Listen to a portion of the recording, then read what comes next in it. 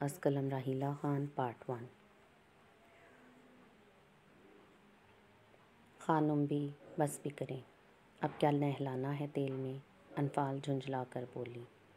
بس ایک تو تم لڑکیاں بال دیکھو اپنے سوکھے پڑے ہیں، مجال ہے جو کبھی تیل لگوایا ہو۔ اب تو مجال ہو نہیں گئی، لگوا تو لیا ہے، پر آپ شاید اگلے پچھلے دنوں کا اکٹھا لگا رہی ہیں۔ چپ کر جاؤ لڑکی، زبان چلوا لو بس، یہ نہیں کہ کبھی خود پر بھی دھیان دیا ہو۔ خانم بھی نے لگے ہاتھوں لتے لیے۔ آپ نے کہاں دیکھی، میری زبان تو میرے منہ میں ہے۔ اوئے اوئے، ہمارا زبان چلتا ہے اور ہم کو پتہ نہیں خانم بھی، انفال ڈرامائی انداز میں جھٹکے سے مڑ کر بولی۔ خوب سمجھتی ہوں تمہاری چالاکی، 19 سال کی ہو گئی ہو، پر حرکتیں 5 سال والے بچوں جیسی ہیں۔ خانم نے اس کی گردن واپس گھما کر مزید تیل لگایا۔ انفال منہ کے زاویے بنانے لگی۔ آپ سمجھا کسے رہی ہیں خانم بھی، اس پر کوئی اثر نہیں ہونے والا۔ شائستہ بیگم بیٹی کی شکل دیکھ کر مسکراہٹ دبائے بولی۔ مورے، آپ کو مجھ سے بڑی شکایات ہے نا؟ انفال نے ان کو مسکراہٹ دباتے دیکھ لیا تھا۔ پر تم کبھی نہیں سدھرو گی، وہ انفال کا خوبصورت چہرہ دیکھ محبت سے بولی۔ میں تو ان شکایات میں مزید اضافہ کروں گی۔ بھائی اب فرسٹ گریڈ جو لینا ہے۔ وہ اپنی مورے کو دبا گئی۔ دیکھا خانم بھی، اور آپ مجھے کہتی ہیں کہ میں بلا وجہ جھگڑتی ہوں۔ شائستہ بیگم تب ادھو اٹھی تھی، جو دھڑلے سے مزید کارناموں کا عندیہ دے گئی تھی۔ بچی ہے، سمجھ جائے گی۔ یہ بچی ہے، 19 سال کی ہو گئی ہے، اور آپ؟ خانم بھی، مجھے چھٹی دیں، میں نے پڑھنا ہے۔ انفال اپنی مورے کی تعریفیں بقول اس کے شروع ہوتے دیکھ بھاگنے کے پر تولنے لگی۔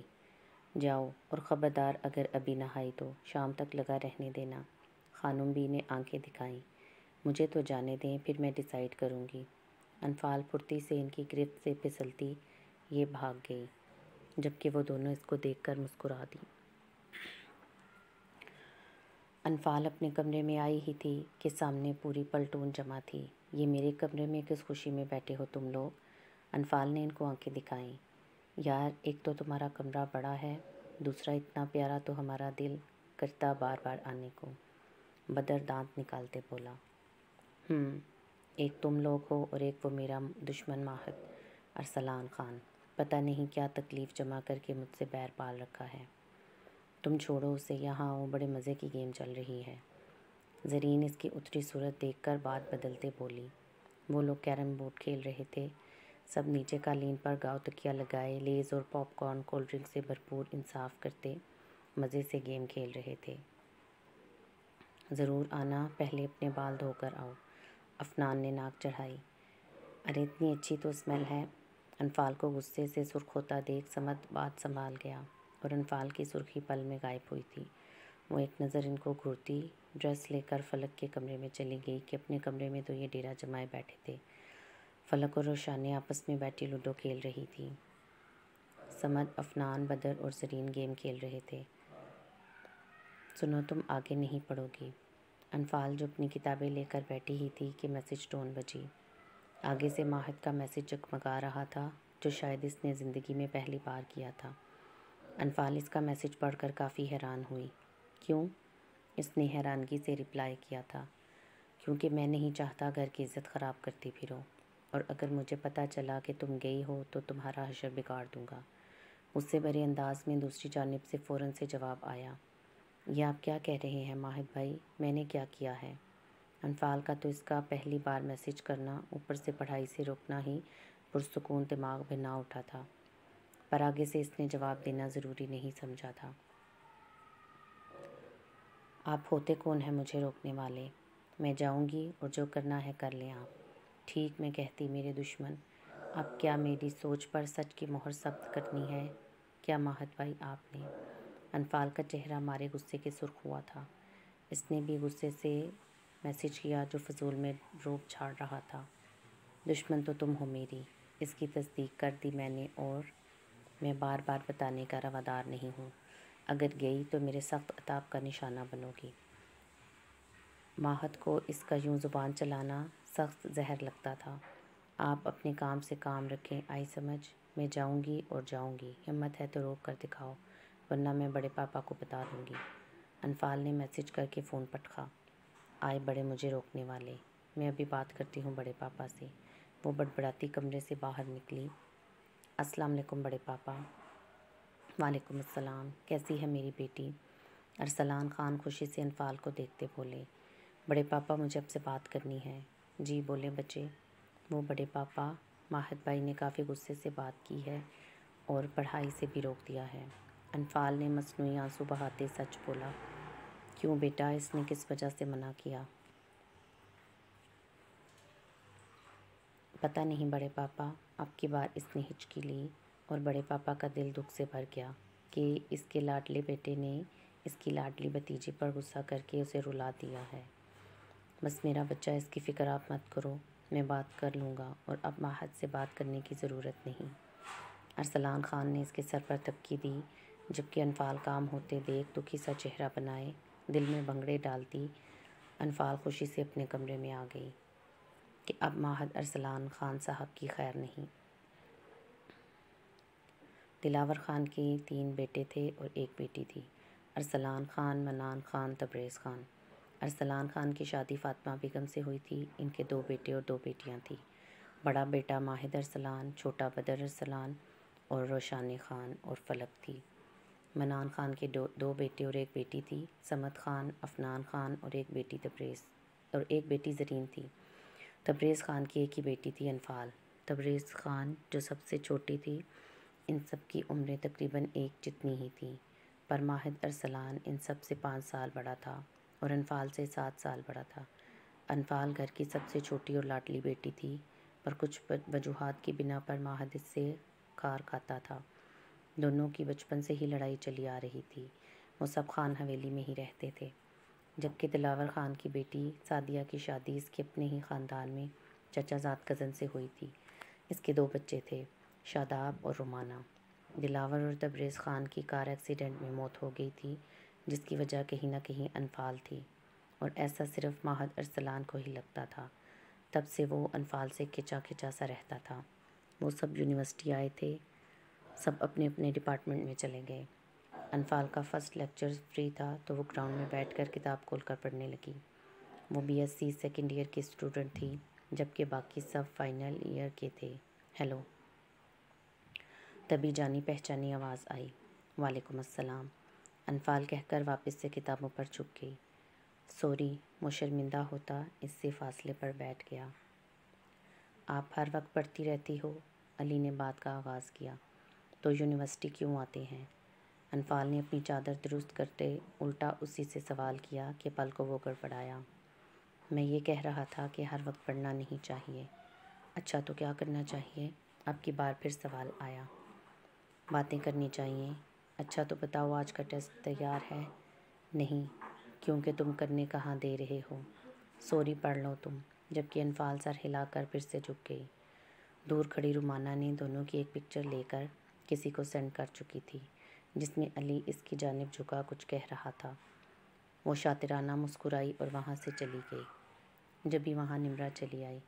نمرہ انفال کی بچپن کی دوست تھی، دونوں ساتھ ہی پڑھتی آ رہی تھیں، پر کچھ دن پہلے ہی ان کی ملاقات علی سے ہوئی تھی، جو شاید کسی یونیورسٹی سے مائیگریشن کروا کر آیا تھا۔ تینوں ایک ہی کلاس میں تھے۔ علی بہت اچھا اور خوش اخلاق لڑکا تھا کہ جلد ہی ان دونوں سے گھل مل گیا، جبکہ انفال اسے ہر وقت ڈانٹ پلاتی رہتی تھی، کیونکہ وہ واحد لڑکا تھا جو ان سے دوستی کا متمنی تھا۔ اس سے پہلے انفال کتنوں کا چہرہ سجا چکی تھی، پر علی کی شرارت بھری باتیں اور مسکراہٹیں اسے ایسا کرنے سے روکتی۔ جانے کون سی کشش تھی اس میں کہ وہ اسے اپنے خاندان کا ہی کوئی فرد لگتا تھا۔ کیسا ہے میرا بیٹا؟ ٹھیک ہوں ہانم بھی، کل آ رہا ہوں میں، چھوڑتے ہی ماہد نے آنے کا بتایا۔ کیا واقعی میرا بیٹا؟ شکر ہے تجھے اپنی بوڑھی دادی کا خیال تو آیا۔ جی خانم بھی، اس لیے ہی تو آ رہا ہوں۔ ماہد نے مسکراہٹ دبائی۔ ٹھیک ہے بیٹا، خیریت سے آؤ، میں ذرا سب کو بتا دوں۔ نہیں نہیں، کسی کو مت بتائیں، سرپرائز ہے۔ ماہد نے انفال کا سوچ کر دانت کچکچائے۔ پر ماہد بیٹا، نو خانم بھی، پلیز یار۔ ٹھیک ہے بیٹا، جیسے تیری خوشی۔ خانم بھی سے مزید چند باتوں کے بعد وہ فون رکھ چکا تھا۔ خیریت، آج گھر کیوں چمکایا جا رہا ہے؟ انفال فروزی کلر کا کرتا پجامہ پہنے، ہم رنگ دوپٹہ شانوں پر پھیلائے چھوٹے چھوٹے قدم اٹھاتی ملازموں کی فوج کو بھاگ بھاگ کر صفائی کرتا دیکھ خانم بی سے بولی۔ اس کی آواز پر خانم بی نے اسے دیکھا۔ خان حویلی کی لاڈلی بیٹی تھی، انتہا کی خوبصورت، یا یوں کہا جائے کہ اپنی سب کزنز سے زیادہ حسین۔ گلابیاں جھلکاتی دودیا رنگت، بڑی بڑی کانچ سی کرسٹل لینس کی آنکھیں، ان پر گھنی لمبی سیاہ مڑی ہوئی مسکان کی پاڑ، کھڑی تیکھی ناک، بڑے بڑے گلابی رخسار، گلاب کی پنکھڑیوں جیسے سرخ کٹاؤ دار لب اور تھوڑی کے نم میں چمکتا چھوڑا اس سیاہ تل جو کہ اسے اپنی ماں سے وراثت میں ملا تھا۔ لمبے گھنے کالے بال پشت پر پھیلے تھے، درمیان سے مانگ نکالے سائڈ سے دو چھوٹی چھوٹی چٹیاں کر کے پیچھے بالوں سے پن کیا ہوا تھا۔ معصوم سی شرارتی پری، بے انتہا حسین، خان حویلی کی جان۔ فیروزی سوٹ پہنے، دودیا پاؤں میں وائٹ نفیس سی سلیپر پہنے، مسکراتی ملازموں کو شرارت سے یہاں وہاں اشارہ کرتی بہت پیاری لگ رہی تھی۔ خانم بی نے بے ساختہ ماشاءاللہ پڑھا تھا۔ کوئی آ رہا ہے؟ ایسے کون ہے صدر صاحب جن کی خاطر ہماری حویلی چمکائی جا رہی؟ انفال نے آنکھیں سکیڑی۔ لڑکی تم تو ایسے کہہ رہی ہو جیسے پہلے تو حویلی مٹی سے اٹی ہوئی اور جالوں سے بھری ہوتی۔ خانم بی نے گھورا۔ کوئی شک؟ وہ ادھر جالا کھڑا۔ انفال نے چھت کے کونے کی جانب اشارہ کیا۔ خانم بی نے اوپر دیکھا۔ یہاں تو کوئی جالا نہیں ہے۔ ہے، مجھے نظر آ رہا، آپ کے صدر کو بھی آ جائے گا۔ انفال نے کندھے اچکائے، جبکہ خانم بی اب ملازمہ کو اس طرف لگا چکی تھی۔ وہاں واز پر مٹی ہے۔ اب کی بار انفال نے پھر اشارہ کیا۔ بی بی جی میں نے اچھی طرح سے صاف کیا ہے۔ ملازمہ اس کی چالاکی سمجھ کر بولی۔ تو میں کیا جھوٹ بول رہی ہوں؟ دیکھنا خانم بی، آپ کے اس مہمان خصوصی کو ہی اعتراض ہونا۔ وہ آنکھیں پٹ پٹا کر کہتی ڈائننگ ٹیبل پر آئی۔ آج چھٹی کا دن تھا، سب گھر ہی تھے۔ اوہ، خان حویلی کی چھوٹی خانم میڈم کی مارننگ اتنی جلدی ہو گئی؟ بدر ناشتہ کرتا بولا۔ پتہ نہیں بدر بھائی، بس اسی بات کی آج تک سمجھ نہیں آئی۔ آگے پیچھے دنوں میں صبح بہت نیند آتی، پر جیسے ہی اتوار کا دن ہوتا میری تو اذان کے وقت آنکھ کھلتی اور اس کے بعد یوں نیند غائب ہوتی جیسے کبھی آنا ہی نہ ہو۔ اچھا تو پھر کیسے آتی تمہیں نیند؟ فلک نے پوچھا۔ یہ کوئی مشکل ہے؟ اس کا بھی بڑا آسان حل ہے میرے پاس۔ کیا ہمیں بھی بتاؤ تاکہ میں آج ریسٹ کروں۔ افنان نے کھانے سے ہاتھ روک کر سست سے انگڑائی لی جیسے نیند کے لیے ترسا ہوا ہو، پر اتوار کا دن ہوتے ہی وہ کہیں بھاگ گئی ہو۔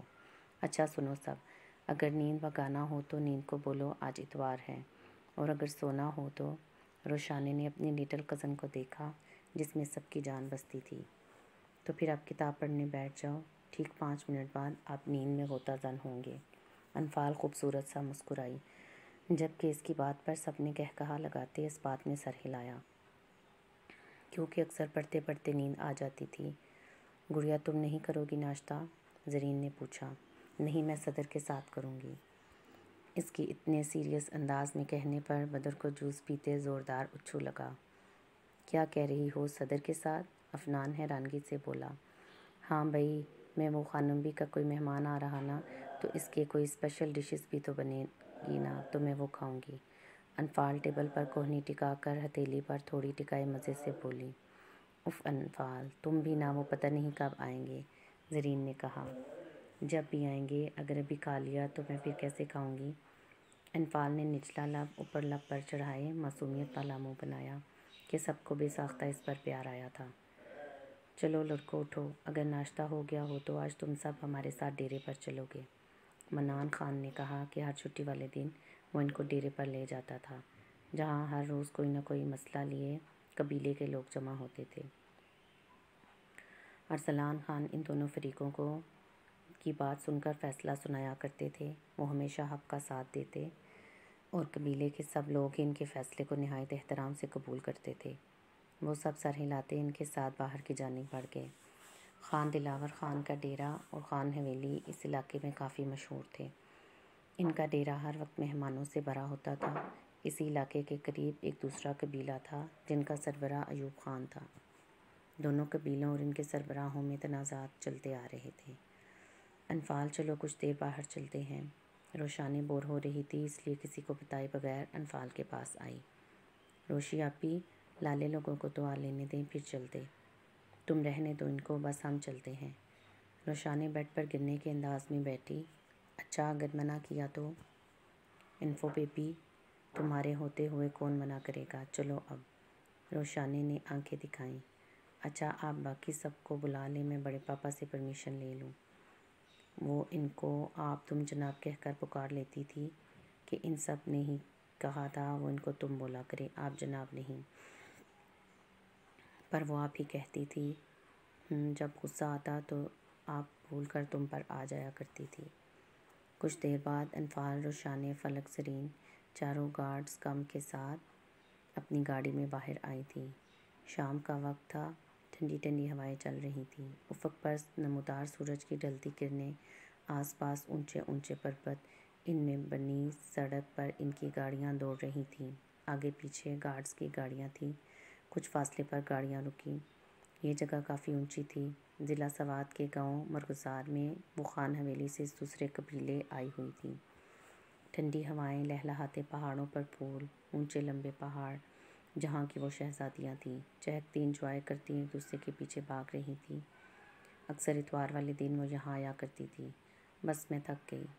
روشانی جو انفال کے پیچھے بھاگ رہی تھی، اس کے یوں پیٹ پکڑ کر بیٹھ جانے پر پریشان ہوئی۔ بھگئی دونوں بھی اس کے پاس آئیں۔ کیا ہوا بیبی؟ تم نے کھانا نہیں نہ کھایا؟ زرین نے جانچتی نظروں سے دیکھا۔ نہیں۔ فلک کمر پر ہاتھ رکھے غصے سے، وٹ یار تم پاگل ہو، بولی۔ یار آپی ایک تو تم لوگ بھی نہ، میں کھانا کھانے لگی تھی تو ادھر آ گئے ہم۔ انفو میری جان یہ کیا بات ہوئی؟ آنے دو اس کو دیکھ لیتی ہوں، جس کی وجہ سے ہماری گڑیا بھوکی رہی۔ روشانی نے اس کے گال پر چٹکی کاٹی۔ چلو آؤ پھر واپس آئیں گے، اور اب اگر تم نے کھانا نہ کھایا تو صبح یونی نہیں لے کر جائیں گے ہم۔ زرین نے گھورا، کیونکہ کل ان کا لاسٹ ڈے تھا۔ وہ بھی جاتی کہ گاڑیوں کے بریک لگانے کی آواز آئی تھی اور شمس اتر کر ان کی جانب آیا۔ شمس لالا، انفال دیکھ کر خوشی سے چہکی اور شمس کی جانب بڑھی، جبکہ وہ سب چادریں درست کر کے ان کو ہی دیکھ رہی تھی۔ کیسی ہے میری گڑیا؟ شمس نے اس کے سر پر ہاتھ رکھا۔ میں ٹھیک، آپ کیسے ہیں؟ انفال نے کہا۔ ٹھیک، یہاں کیا کر رہی ہیں آپ سب؟ شمس نے ایک نظر ان پر ڈال کر انفال سے پوچھا۔ گھومنے آئی تھیں، اب واپس جا رہی ہیں۔ اور یہ کون ہے؟ شمس نے گہری کالی آنکھوں والی، سفید رنگ کی پنک شارٹ فراک اور گرین کیپری پہنے، ناک میں چھوٹی سی بالی پہنے خوبصورت سی لڑکی کو دیکھا، جو بلیک چادر میں بہت خوبصورت لگ رہی تھی۔ لالے یہ میری کزن ہے اور یہ میرے ماموں کے بیٹے شمس خان ہیں۔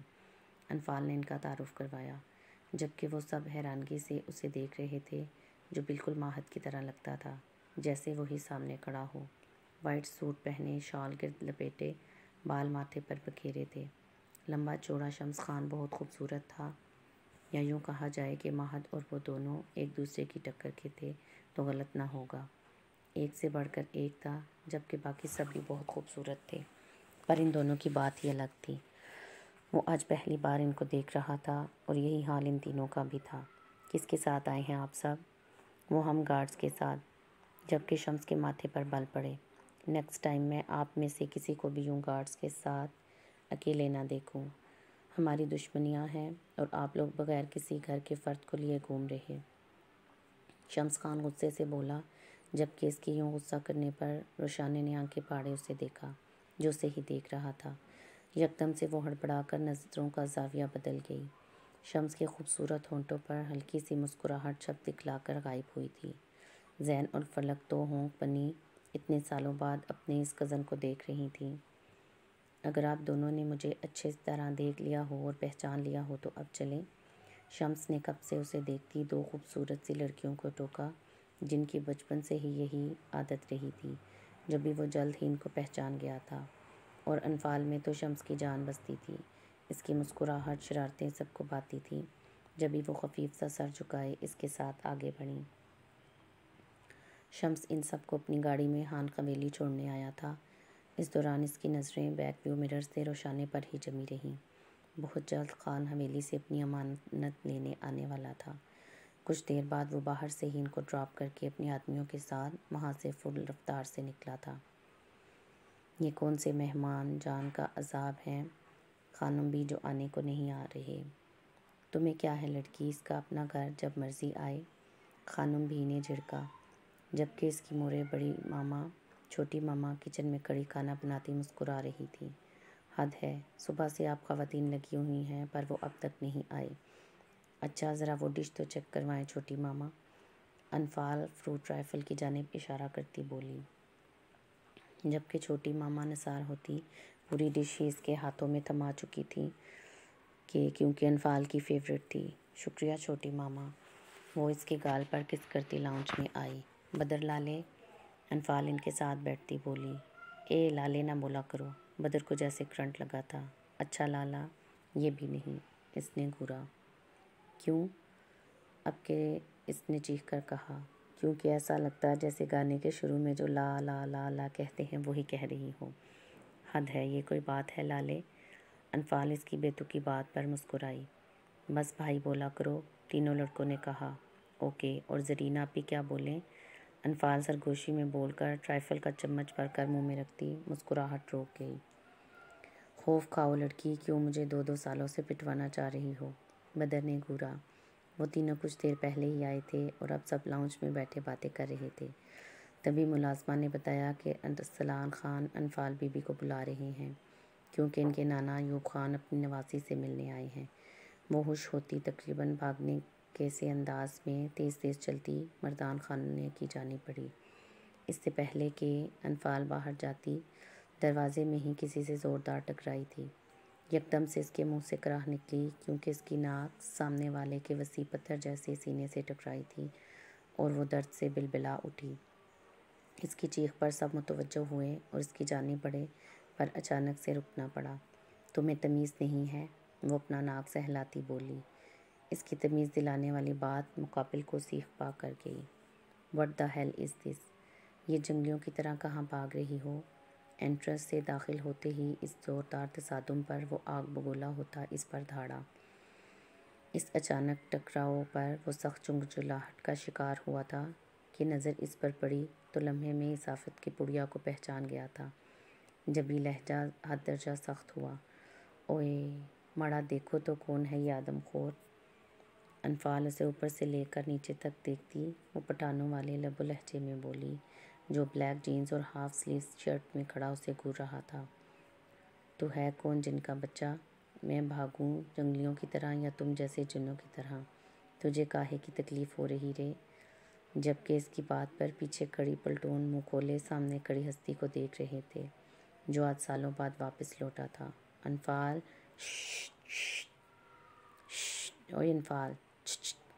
پیچھے کھڑے سب کزن اسے دبی دبی آواز میں متوجہ کرنے کی کوشش کر رہے تھے کہ جس سے زبان درازی کر رہی وہ اس کا واحد دشمن اس گھر کا بڑا بیٹا ماہد ارسلان ہے، اور جسے جن کا بچہ کہہ رہی مطلب اپنے بڑے پاپا کو جن کہہ رہی تھی۔ تم لوگوں نے کیا استہا دیکھ لیا ہے جو یہ حرکتیں کر رہے ہو؟ وہ پھاڑ کھانے والے انداز میں بولی۔ اس کی بات پر وہ سب خوف سے پیلے پڑے تھے کہ اب انفال مر گئی، جبکہ ماہد ارسلان کا اپنے لیے الفاظ کے چناؤ پر غصے کے مارے چہرہ لال سرخ ہو چکا تھا۔ انفال، وہ چپ کرو تم لوگ، اب اگر اپنی بھیانک آوازیں نکالیں تم لوگوں نے تو شش شش شش کرنے کے قابل بھی نہیں چھوڑوں گی۔ وہ گردن موڑ کر اپنی بڑی بڑی آنکھوں کو مزید بڑا کیے انگلی سے وارن کرتی بولی، اور تو ابھی تک کھڑا ہے، چل نکل ہمارے گھر سے۔ انفال اسے انگلی سے باہر کا راستہ دکھاتے بولی۔ اوہ، مر گئی اب؟ سب کزن کی ڈر کے مارے کورس میں آواز نکلی۔ اہانت کے مارے ماہد کا چہرہ خطرناک حد تک سرخ ہوا تھا اور کانوں سے دھواں نکلتا محسوس ہوا۔ Mind your language, how dare you سلی گرل؟ ماہد گرجا کہ اس کی آواز خان حویلی کے در و دیوار سے ٹکرا کر گونج اٹھی۔ میری زبان مائنڈ میں ہی ہے، مطلب لگام میں ہی ہے، اور ہمت میری بڑی ہے، دیکھ نہیں رہے تم جیسے دیو ہیکل کے سامنے کھڑی ہوں؟ اور بے وقوف ہوگا تو؟ انفال نے تو پر زور دیتے کہا۔ مر گئے اب تو سارے۔ سب نے ایک دوسرے کو دیکھ سرگوشی کی۔ تیرا پورا خاندان، انفال نے اگلا جملہ دہرایا۔ اب کی بار وہ سب گڑبڑائے، مطلب انفال اپنے ہی خاندان کو بے وقوف کہہ گئی تھی، جبکہ ماہد ارسلان کے ضبط کا پیمانہ لبریز ہوا تھا۔ Shut up, just shut your mouth right now, otherwise I will kill you, وہ پوری طاقت سے چیخ اٹھا۔ سب کو جیسے سانپ سونگھ گیا تھا۔ ایک پل کو تو انفال بھی ڈر گئی تھی اس کے شدید ری ایکشن پر۔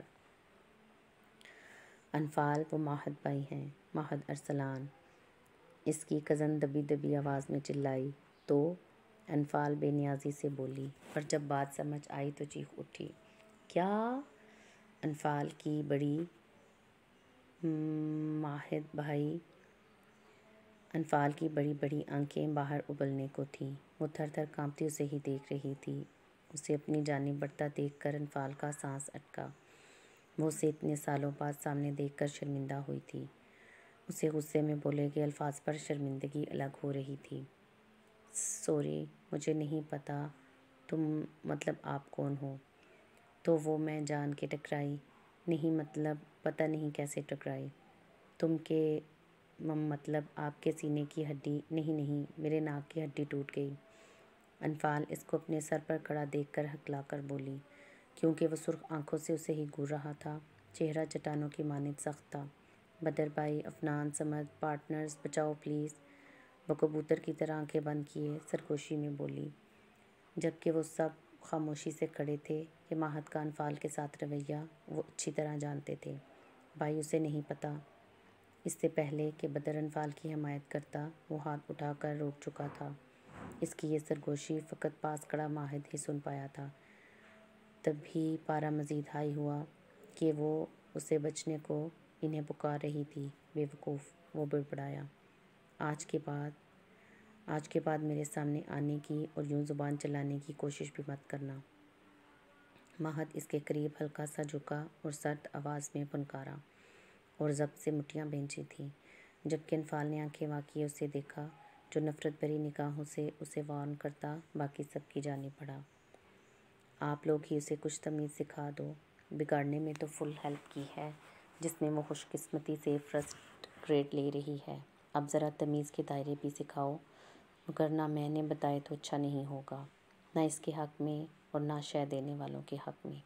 ماہد اپنے ازلی غصے میں ان سے بولا۔ اہانت کے مارے انفال کا چہرہ لال ہوا تھا، جبکہ آنکھوں میں نمی اتر آئی۔ ماہد کی آواز سن کر سب لاؤنج میں آ گئے تھے۔ وہ ہنستا مسکراتا ان سے مل رہا تھا۔ لمبا چوڑا ورزشی جسامت، وسیع سینہ، پھولے مسلز، سفید رنگت، کالے سلکی بال، گرے ذہانت سے چمکتی آنکھیں جن میں ہمہ وقت سرخ دوڑے رہتے تھے، کھڑی مغرور ناک، سرخ لب، ہلکی ہلکی بیئرڈ، گھنی مونچھیں، خوبصورت نین نقوش کا حامل، وہ خان حویلی کے سب لڑکوں سے زیادہ پیارا تھا۔ اس کی مسکراہٹ نہایت دلکش اور اٹریکٹیو تھی۔ اس کے ڈمپل اس میں مزید چار چاند لگاتے تھے۔ انفال اتنے سال بعد اس کو سامنے دیکھ کر بچپن کی طرح ڈر گئی تھی۔ اس کے سامنے اس کی چلتی زبان کو بریک لگ جاتی تھی۔ وہ غصے سے کھولتی وہاں سے تیزی سے مردان خانے آئی۔ رات کے کھانے پر وہ سب ڈائننگ ہال میں جمع تھے۔ سعدیہ بھی اپنے دونوں بچوں کے ساتھ آئی ہوئی تھیں۔ اتنے سالوں بعد ماہد آیا تھا تو وہ اور رومانہ سنتے ہی فوراً سے آ گئی تھیں۔ ان کا ارادہ یہاں رہنے کا تھا۔ ماہد ارسلان کچھ سال پہلے پڑھائی کے لیے باہر چلا گیا تھا اور وہاں جا کر اسٹڈی مکمل کر کے 26 سال کی عمر میں بزنس ٹائکون بن چکا تھا۔ اس نے اپنی محنت سے خان انڈسٹری کو بلندیوں تک پہنچا دیا تھا اور خان برانڈ کے نام سے اپنی ذاتی ملز بنائی تھیں۔ خان انڈسٹری کا نام باہر ملکوں میں سر فہرست تھا۔ وہ جا کر وہیں کا ہو کر رہ گیا تھا۔ اس دوران وہ روز حویلی بات کرتا، سوائے انفال کے۔ اتنے عرصے میں اس نے ایک بار بھی انفال کو دیکھا تک نہیں تھا۔ سب کے لاکھ کہنے پر بھی وہ واپس نہیں آیا تھا، پر کچھ دنوں سے ملتی تصاویر نے اسے یہاں آنے پر مجبور کر دیا اور وہ آگ بگولا ہوتا پاکستان آ گیا تھا۔ کھانے پر سب جمع تھے سوائے انفال کے۔ باقی سب کرسیوں پر براجمان کھانا کھا رہے تھے۔ انفال کہاں ہے؟ آج کھانے پر اتنی خاموشی؟ ارسلان خان نے اس کو نہ دیکھ کر زرین سے پوچھا۔ بڑے پاپا، انفال کہہ رہی اسے بھوک نہیں ہے ابھی۔ اس نے ایک نظر ماہد کو دیکھا جو نماک سے کھانا کھانے میں مگن تھا۔ اب وہ کیا بتاتی کہ ماہد کی وجہ سے بیچاری پیٹ میں اچھلتے چوہوں کو لگام میں ڈالے شام سے ہی اپنے کمرے میں بند تھی۔ زرین کی آواز پر ایک پال کو اس کا ہاتھ رکا، پر پھر سر جھٹک کر کھانا کھانے لگا۔ بی جان اس کے سر پر کھڑی بڑے پیار سے اپنے راج دلارے کو کھانا دے رہی تھی۔ سب ہیسکیاں و بھگت میں لگے ہوئے تھے۔ کوئی بے چینی سے پہلو بدل رہا تھا۔ وہ آیا بھی تو اس کے لیے تھا، پر جب سے وہ لوگ آئے تھے انفال اپنے کمرے میں بند تھی، جبکہ رومانہ کی نظریں ماہد کے وجیح چہرے پر جمی تھیں جسے بدر روشانے لوگ بخوبی نوٹ کر چکے تھے۔ بس کر دیں اور نہیں کھا سکتا میں، ماہد ضد ہوتے بولا۔ بیٹا کھایا ہی کتنا ہے آپ نے؟ یہ ساری ڈشز آپ کی پسند کی بنی ہیں۔ شائستہ بیگم ماہد کو پیار سے دیکھتی بولی۔ نو مما بس۔ ماہد شائستہ بیگم کو مما کہتا تھا، ابھی بھی وہ ان کو دیکھ محبت سے بولا۔ جاؤ روشی انفال کو لے کر آؤ، صبح کی بچی بھوکی ہے۔ خانم بی نے روشانے سے کہا، جبکہ ماہد نے سن کر لب بھینچے۔ دماغ بنا اٹھا تھا، اب اتنا بھی کیا کہہ دیا تھا محترمہ کو جو کمرے میں ہی بند ہو کر بیٹھ گئی ہے۔ اپنے بہن بھائیوں کو اپنی جانب تکتا پا کر ماہد کو انفال پر نئے سرے سے غصہ آیا جو اسے برا بنانے پہ تلی ہوئی تھی۔ ماہد ایکسکیوز کرتا وہاں سے اٹھ گیا۔ اس کو لان میں جاتا دیکھ رومانہ بھی اپنی کرسی چھوڑ کر اٹھ کھڑی ہوئی۔ کیا ہوا، موڈ کیوں خراب ہے؟ رومانہ اس کے پیچھے آتی بولی۔ نہیں تو میرا موڈ ٹھیک ہے۔ ماہد ایک نظر اس کو دیکھ کر وسیع رقبے پر پھیلے لان کو دیکھ رہا تھا جس پر دور تک پھیلا گھاس سبز چادر کی مانند لگ رہا تھا۔ لگ تو نہیں رہا، رومانہ ایک ادا سے اپنے بال جھٹکتی بولی۔ اچھا تو تمہیں کیا ثبوت چاہیے میرے فریش موڈ ہونے کا؟ ماہد دونوں ہاتھ سینے پر باندھے اس سے بولا جو بلیک جینز پر شارٹ کرتی پہنے کھلے بالوں میں چہرے پر میک اپ کیے اس کے سامنے کھڑی تفصیل لے رہی تھی۔ وہ ماہد سے 3 سال چھوٹی تھی پر باقی سب کزن سے بڑی تھی، اس لیے اس کی ماہد کے ساتھ کافی بنتی تھی۔ دونوں میں اچھی دوستی تھی پر یہ دوستی صرف ماہد کی جانب سے تھی۔ رومانہ ماہد کو شدت سے پسند کرتی تھی۔ چلو پھر کچھ دیر باہر چلتے ہیں، رومانہ نے مسکرا کر کہا۔ شور۔ ماہد کا دل بھی عجیب سی کیفیت میں مبتلا تھا، تبھی کچھ دیر دل و دماغ کو سکون دینے کی خاطر راضی ہو گیا۔ اپنے کمرے کی بالکنی میں کھڑی انفال ان دونوں کو ساتھ کھڑا دیکھ رہی تھی۔ میرے ساتھ بات کرتے ہوئے تو ماہد بھائی نے انگارے چبائے ہوتے جو پھول کی مانند مجھ پر چھاٹتے ہیں، اور ان بی بی سے دیکھو مسکرا کر بات کر رہی۔ انفال منہ کے زاویے بناتی بڑبڑائی۔ اسے رومانہ سخت بری لگتی تھی جو حویلی میں آ کر اسے یوں اگنور کرتی تھی جیسے اس کا وجود ہی نہ ہو، اور باقی سب سے بہت محبت سے ملتی تھی۔ اکڑ اس میں کوٹ کوٹ کر بھری تھی، اس لیے جب وہ حویلی آتی تو انفال بھی پورے وثوق سے اسے نظر انداز کرتی۔ بس رسمی سلام دعا کے بعد انفال اس سے کوئی بات نہ کرتی تھی۔ رومانہ اس کی بے انتہا خوبصورتی سے جلتی تھی اور کچھ ماہد کی جانب سے بھی خوف دل میں پل رہا تھا، جبھی وہ انفال کے خوبصورت چہرے کو نفرت کی نگاہ سے گھورنا نہیں بھولتی تھی۔ رکو میں اپنا فون لے کر آتی ہوں، رومانہ چہک کر کہتی جلدی سے اندر کی جانب بڑھی۔ ماہد وائٹ سوٹ میں بال جل سے سیٹ کیے فون پر کچھ ٹائپ کر رہا تھا کہ خود پر کسی کی نظروں کی جلساتی تپش محسوس ہوئی۔ بے اختیار اس نے گردن اوپر کو اٹھائی۔ بلیک کیپری پر سرخ شارٹ گولڈن رنگ کے ہلکے کام والی قمیض پہنے، لمبے گھنے بال پشت پر کھلے چھوڑے، دوپٹے سے بے نیاز وہ بالکنی میں کھڑی اسے ہی دیکھ رہی تھی۔ جس طرف وہ کھڑی تھی سامنے ہی گیٹ تھا اور اس سے پہلے پھیلا لان تھا جہاں جگہ جگہ مسلح گارڈز کھڑے اپنی ڈیوٹی انجام دے رہے تھے۔ انفال کو یوں اس حلیے میں دوپٹے سے آزاد سراپا لیے خود سے بیگانہ دیکھ ماہد کا خون کھول اٹھا تھا۔ کنپٹی کی رگیں پھولی۔ اس نے لب پیوست سختی سے کیے شرربار نگاہوں سے دیکھا۔ ماہد کے دیکھنے پر وہ یکدم گڑبڑائی تھی جو اسے آگ برساتی نظروں سے گھور رہا تھا۔ اسے لگا جیسے اس کا وجود آگ کی لپیٹ میں آ چکا ہو۔ اس نے ایک نظر ان گارڈز کو دیکھا اور پھر ماہد کو۔ وہ دور سے بھی ماہد کی شعلہ برساتی نظریں اپنے وجود پر جمی دیکھ اور ان آنکھوں میں وارننگ دیکھ لمحے میں وہاں سے بھاگی تھی کہ اگر مزید کھڑی رہی تو وہ اسے نظروں سے ہی جلا کر بھسم کر دے گا۔ کیا ہے یہ بندہ؟ یوں گھورنے کی کیا ضرورت تھی؟ انفال جلدی سے اپنا دوپٹہ اٹھا کر شانوں پر پھیلائے ہونک سی بولی۔ اف کیا ضرورت تھی مجھے بھی یوں وہاں کھڑے ہونے کی، اس کو تو موقع چاہیے رائی کا پہاڑ بنا کر اس پر چڑھنے کا۔ انفال چنچلاہٹ کا شکار اب بالکنی کا ڈور بند کر رہی تھی جب اسے گاڑی گیٹ کے باہر جاتی دکھائی دی۔ شکر ہے گئے، انفال خوش ہوتی بولی اور جلدی سے کمرے سے باہر نکل گئی۔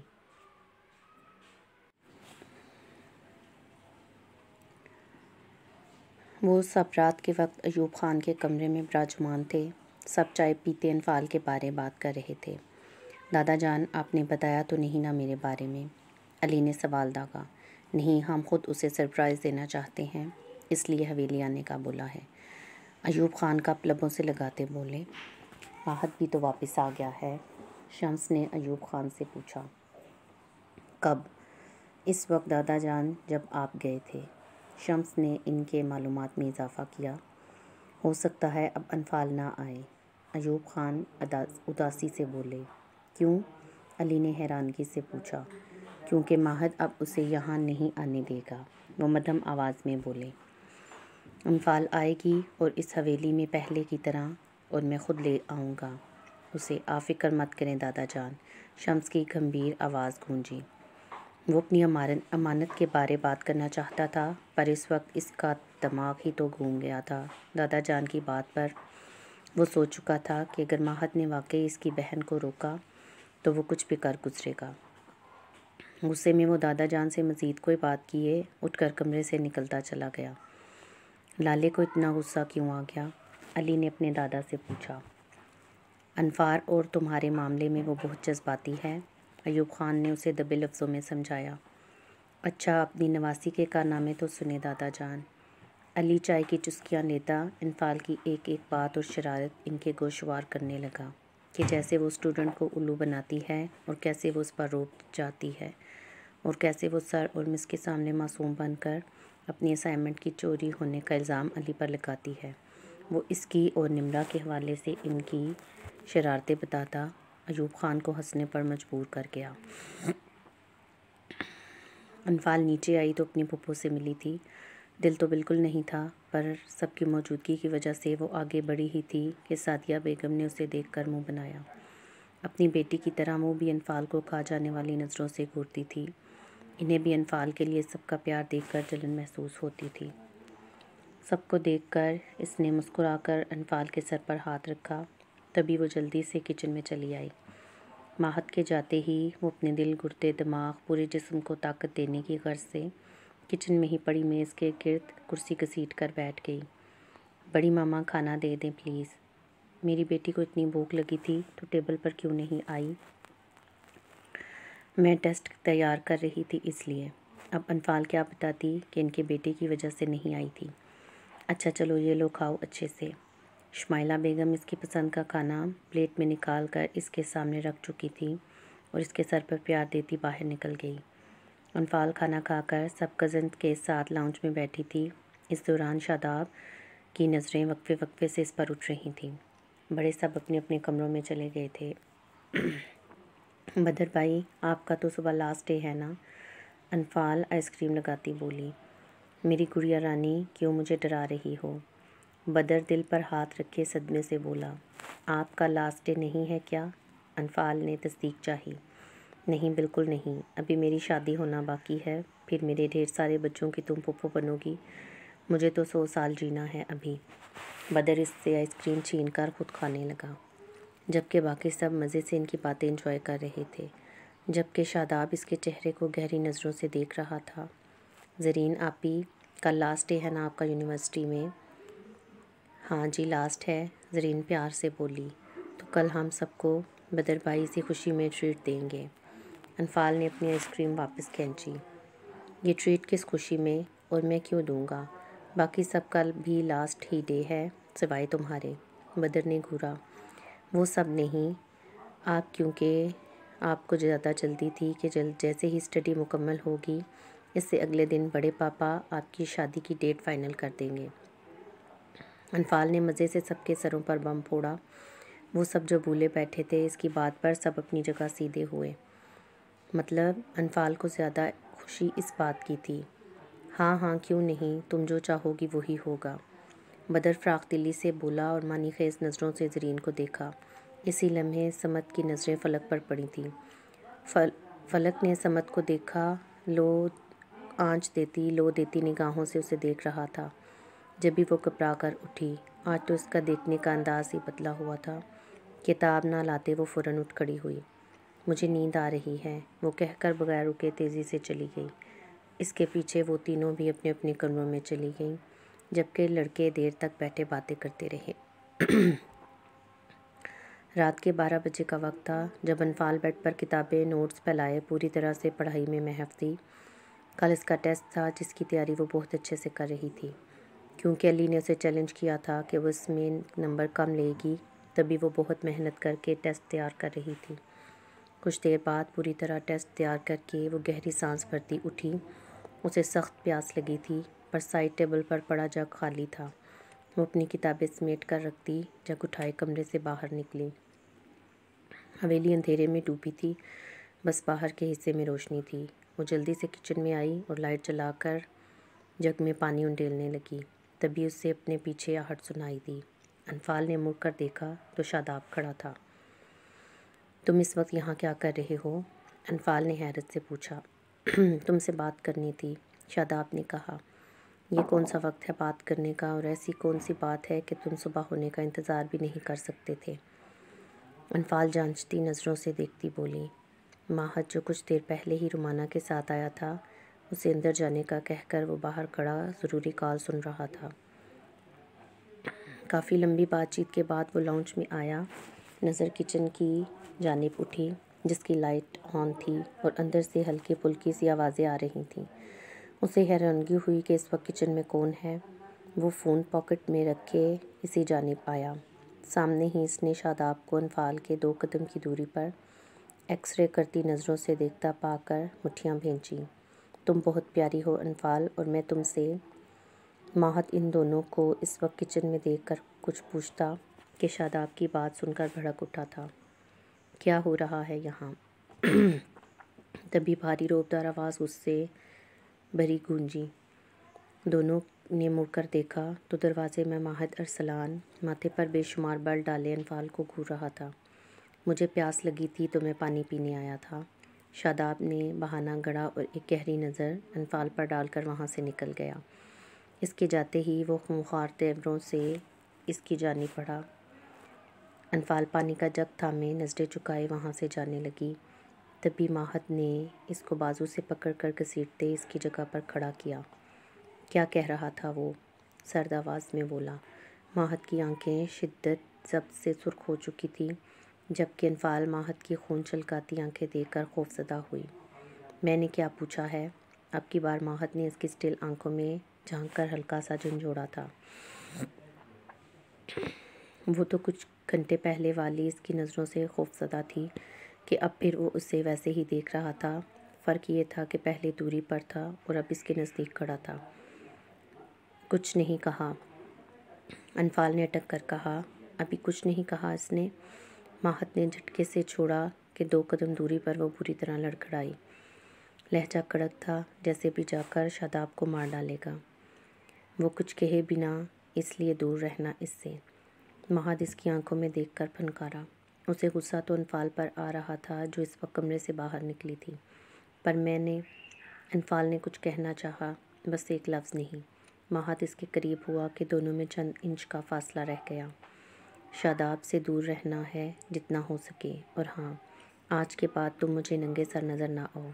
جس طرح تم اس وقت بالکنی میں کھڑی تھی، دل کیا تھا تم پر پیٹرول چھڑک کر آگ لگا دوں۔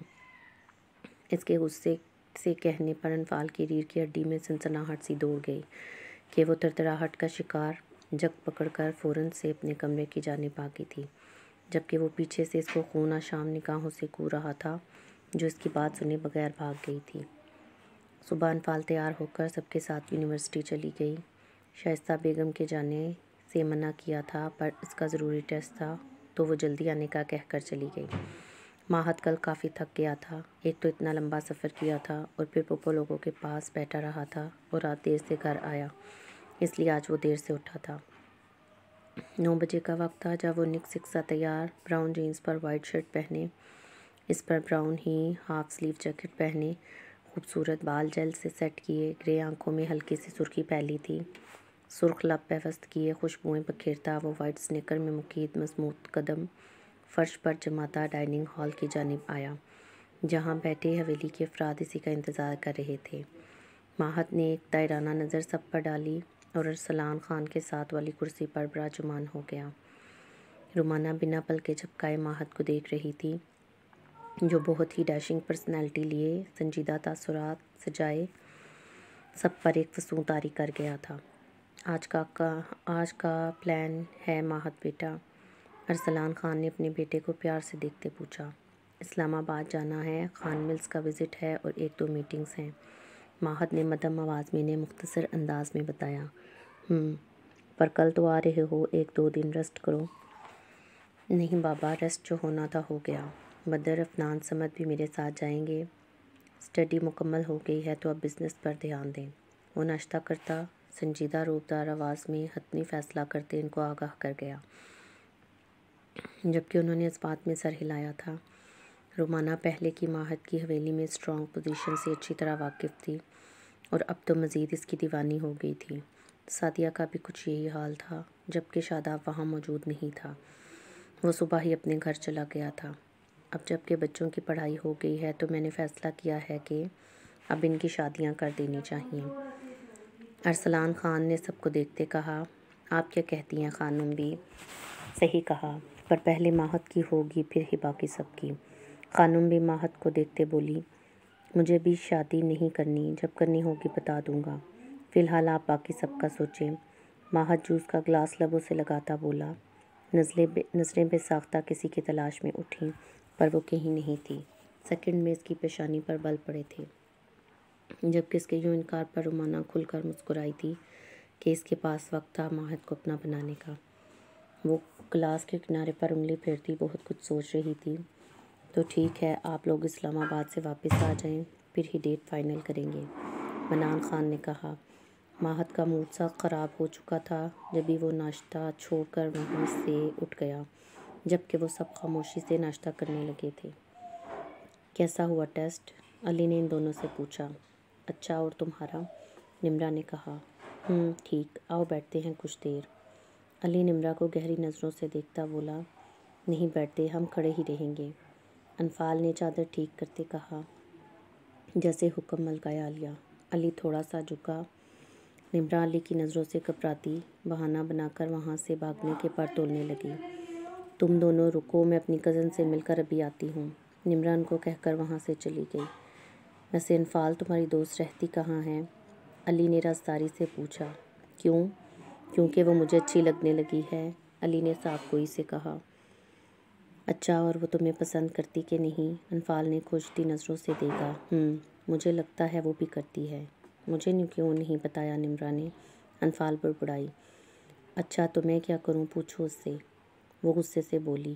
یار تم بھی تو دوست ہو نا، تم ہماری سیٹنگ کرواؤ، علی بے چارگی سے بولا۔ کوئی دوست نہیں ہوں میں، زبردستی چپکے پھر رہے ہو، انفال نے تنفر سے کہا۔ اچھا کزن تو ہو نا، علی اسے زج کرتے بولا۔ کزن مطلب؟ تم کوئی نہیں میرے کزن وزن نہیں یار، کزن ہوں مان لو، وہ مسکراہٹ دبائے بولا۔ انفال نے اس کے چہرے کی جانب دیکھا جو کچھ جانا پہچانا سا لگا تھا۔ انفال اس کو اتنے وثوق سے کہنے پر سوچ میں پڑ گئی۔ کہاں کھو گئی؟ تمہاری شکل میں، انفال نے دانت پیس کر کہا۔ مطلب یہ کہ تم ایک نمبر کے کہیں سے بھی میرے کزن نہیں ہو۔ اچھا دوست تو ہوں نا، اب کی علی نے پھر سے پنتیرا بدلا۔ عجیب زبردستی ہے، انفال نے گھورا۔ اچھا کوئی طریقہ ہی بتا دو، تمہیں تمیز نہیں ہے، مجھے کیا پتا ہوگا بھلا، انفال غصے سے بولی، جو اس سے لڑکیاں پٹانے کے طریقے پوچھ رہا تھا۔ تمہیں آج تک کسی نے پروپوز نہیں کیا کیا؟ علی مصنوعی حیرت سموئے بولا۔ نہیں، کرے تو صحیح، دانت توڑ کر ہتھیلی پر رکھ دوں گی، اسی لیے نہیں کیا، ان کو اپنے دانت اہم، تمہیں وہی ہینڈل کر سکتا، علی کچھ سوچ کر بولا۔ کون؟